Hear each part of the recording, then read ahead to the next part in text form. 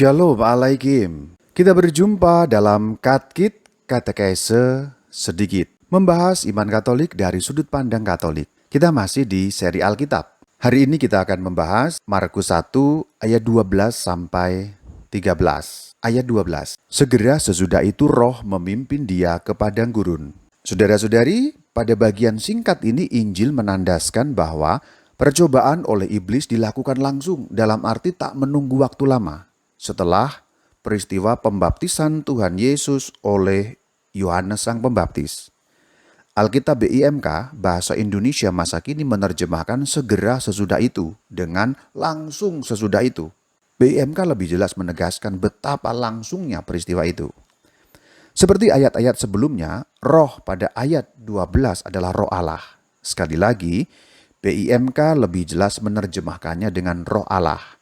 Janganlah salah mengerti bahwa itu sembarang roh atau semacam roh jahat. Itu jelas roh Allah, yaitu Roh Kudus sendiri. Dikatakan bahwa roh Allah memimpin Tuhan Yesus. Kata itu perlu dimaknai membuat berangkat atau membuat pergi. Itu seperti terjemahan dalam BIMK. Roh Allah membuat Tuhan Yesus berangkat ke padang gurun. Tuhan kita tak berangkat dengan terpaksa, melainkan dengan sukarela karena kemauannya sendiri. Padang gurun itu daerah yang sunyi tak berpenghuni. Zaman kuno, padang gurun dianggap tempat angker. Tempat angker, seram. Karena di sana tinggal kuasa-kuasa jahat, yaitu para setan alias roh-roh jahat. Tuhan kita tidak takut menuju padang gurun, karena yang menyertainya adalah roh Allah.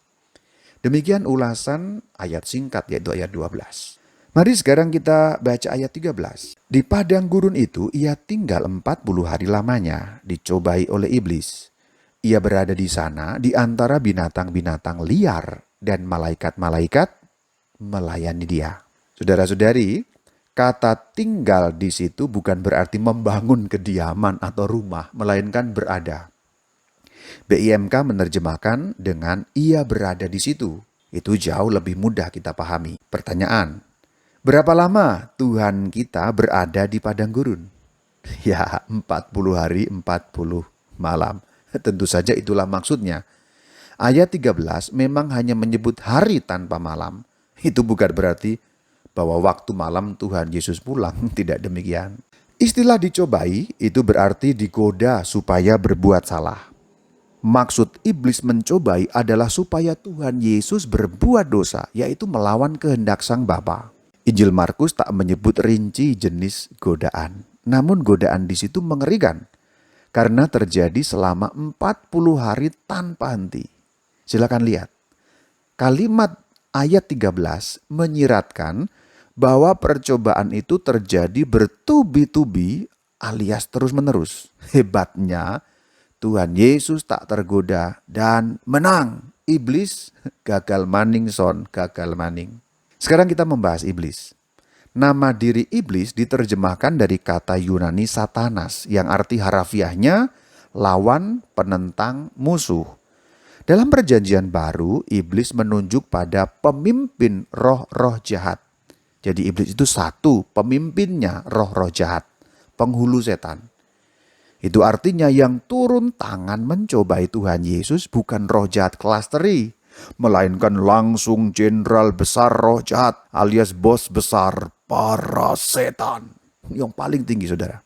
Bagian terakhir terjemahan binatang-binatang liar, kemudian nanti malaikat. Binatang-binatang liar sesungguhnya berarti binatang-binatang yang biasa hidup di padang gurun, tempat yang keras alamnya. Dengan itu, Injil menekankan betapa kerasnya keadaan yang dialami oleh Tuhan kita. Sungguh tak menyenangkan, sungguh mengerikan. Namun di sisi lain, penyertaan roh ilahi tanpa henti.